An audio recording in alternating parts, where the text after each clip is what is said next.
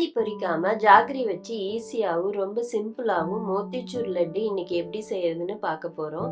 இதோட டேஸ்ட் மாறாம அப்படியே கடையில கிடைக்கிற மாதிரியே இருக்கும். ரொம்ப சிம்பிளான மெத்தட்ல பூந்தி பொரிக்காம எப்படி செய்யறதுன்னு பார்க்கலாம். வாங்க வீடியோக்குள்ள போலாம். Welcome to food Indian. கடலைப்பருப்பு 1 டம்ளர், அதாவது 250 கிராம் அளவு எடுத்துக்கோங்க. தண்ணி ஊத்தி 2ல இருந்து 3 தடவை வாஷ் பண்ணிட்டு அதுக்கப்புறம் ஊற வைங்க. ஏன்னா அதுல ஒரு வலுவலுப்பு தன்மை இருக்கும். அதெல்லாம் போனாதான் லட்டு டேஸ்டா இருக்கும். கழுவாம செஞ்சுட்டா ஸ்மெல் வர மாதிரி இருக்கும். அதனாலதான் 2-3 தடவை வாஷ் பண்ணணும். ஃப்ரெஷ்ஷான வாட்டர் ஊத்தி 2 hours ஊற வைங்க. நல்லா கழுவி எடுத்துட்டு மூழ்கிற அளவுக்கு தண்ணியை ஊத்தி 2 hours அப்படியே ஊற விடுங்க. 2 hours ஆயிருச்சு. கடலைப்பருப்பு நல்லா ஊறிடுச்சு. தண்ணி கொஞ்சம் கூட இல்லாம வடிச்சிட்டு ஒரு பாத்திரத்துல போட்டுக்கோங்க. நல்லா வடிச்சதுக்கு அப்புறம் மிக்ஸி ஜார்ல போட்டு இந்த மாதிரி அரைச்சு எடுத்துக்கணும். லேசா அரைக்க கூடாது, கொரன்னு அரைச்சு எடுத்துக்கணும். பருப்பு நிறைய இருந்தா 2 தடவை போட்டு அரைச்சுக்கணும். நான் இப்ப அப்படித்தான் அரைக்கிறேன். அரைச்சதை பாத்திரத்துக்கு மாத்திக்கோங்க.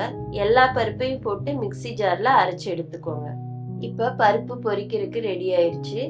அடுப்பு ஆன் பண்ணிட்டு வடக்கல் வச்சுக்கோங்க. சூடானதுக்கு அப்புறம் பொரிக்கிறதுக்கு தேவையான ஆயில் விட்டுக்கோங்க.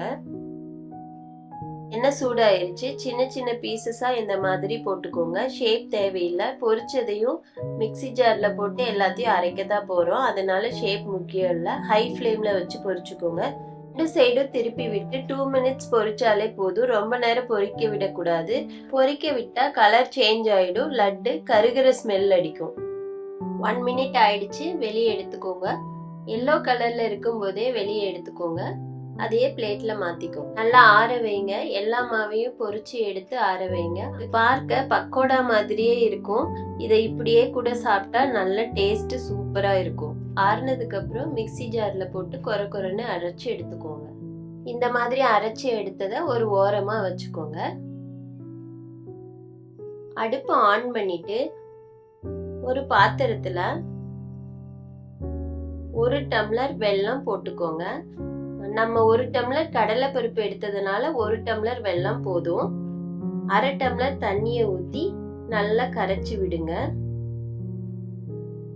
மிக்ஸ் ஆனதுக்கு அப்புறம் இன்னொரு பாத்திரத்துல வடிகட்டி எடுத்துக்கோங்க.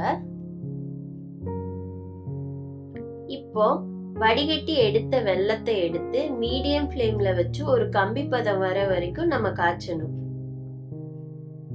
ஒரு விரல்ல எடுத்து பார்த்தா இந்த மாதிரி கம்பி மாதிரி ஃபார்ம் ஆகும். அதுதான் ஒரு கம்பி பதம். இதுல பொரிச்சு அரைச்ச கடலைப்பருப்பை ஆட் பண்ணிக்கோங்க. ஆட் பண்ணதுக்கு அப்புறம் ஸ்டவ் ஆஃப் பண்ணிட்டு நல்லா கிளறி விடுங்க. ஸ்டவ் ஆஃப் பண்ணிட்டு செய்யலைன்னா ரொம்ப ஹார்ட் ஆயிடும். அடுப்பை ஆன் பண்ணிட்டு தாளிப்பு வடக்கல் வச்சுக்கோங்க. சூடானதுக்கு அப்புறம் 2 டேபிள் ஸ்பூன் நெய் ஆட் பண்ணிக்கோங்க. நெய் சூடானதுக்கு அப்புறம் முந்திரி 20, திராட்சை 20 போட்டு நல்லா நெய்ல ஃப்ரை பண்ணுங்க.